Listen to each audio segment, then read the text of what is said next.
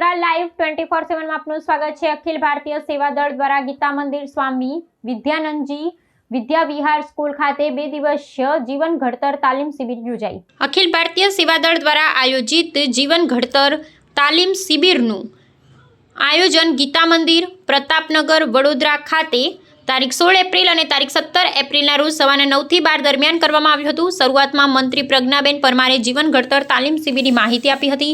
સનિષ્ઠ સર્વોદય કાર્યકર બળદેવભાઈ બારોટે શિબિરને ખુલ્લી મૂકતા બાળકોને જીવનમાં હંમેશા માટે ઊંચું વિચારવું, મજાના મિત્રો બનાવવાની સારી ટેવો પાડવી એમ જણાવ્યું।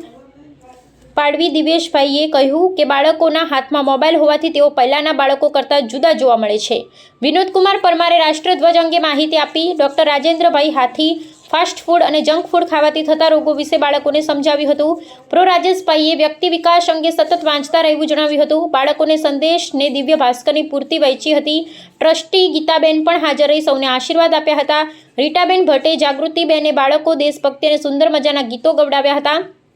કેમ્પમાં ચિત્ર હરીફાઈ પણ કરવામાં આવી। વિજેતા 10 બાળકોને ઇનામ, પ્રથમ, દ્વિતીય અને તૃતીય ઇનામો મહાનુભાવોને હસ્તે આપવામાં આવ્યા। સ્મિતાબેન ચિત્રે, અંજુબેન વેસ્ટમાંથી બેસ્ટ કાગળની ટોપી, હોળી સ્ટાર મગ એક્ટિવિટી કરાવી હતી। અમરશીભાઈ કોન્ટ્રાક્ટરે બાળકોને સારા સુવાક્યોનું પુસ્તક વાંચી જીવનમાં ઉતારવા જણાવ્યું હતું। શિલ્પાબેન, સોનલબેન અને શાળાના શિક્ષકોએ શિબિરમાં જોડાયા હતા। ધોરણ 7, 8, 9ના 70 બાળકોએ ઉત્સાહભેર ભાગ લીધો હતો।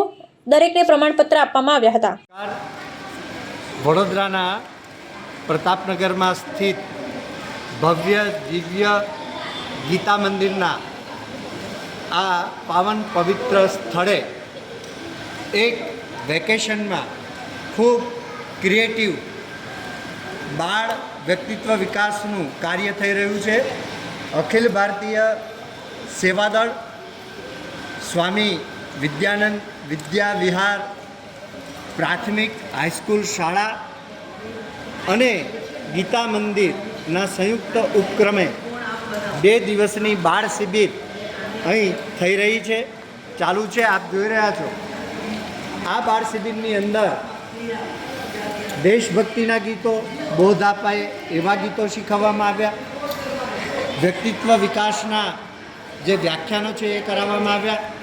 આજે તમે જોઈ રહ્યા છો કે વેસ્ટમાંથી બેસ્ટ અને આ કાગળ વગેરેમાંથી કેવી રીતે કૃતિઓ બનાવી શકાય એનું પ્રશિક્ષણ રીટાબેન અને એની ટીમ આપી રહી છે।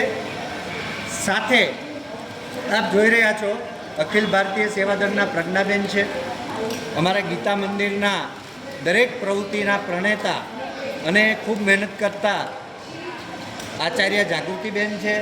અહીં દિવ્યેશભાઈ છે એ પપેટ શો અને ગીતોની આજે બાળકોને તાલીમ આપવાના છે। તો આ રીતે તમે જોઈ રહ્યા છો કે ક્રિએટિવ કાર્ય થઈ રહ્યું છે।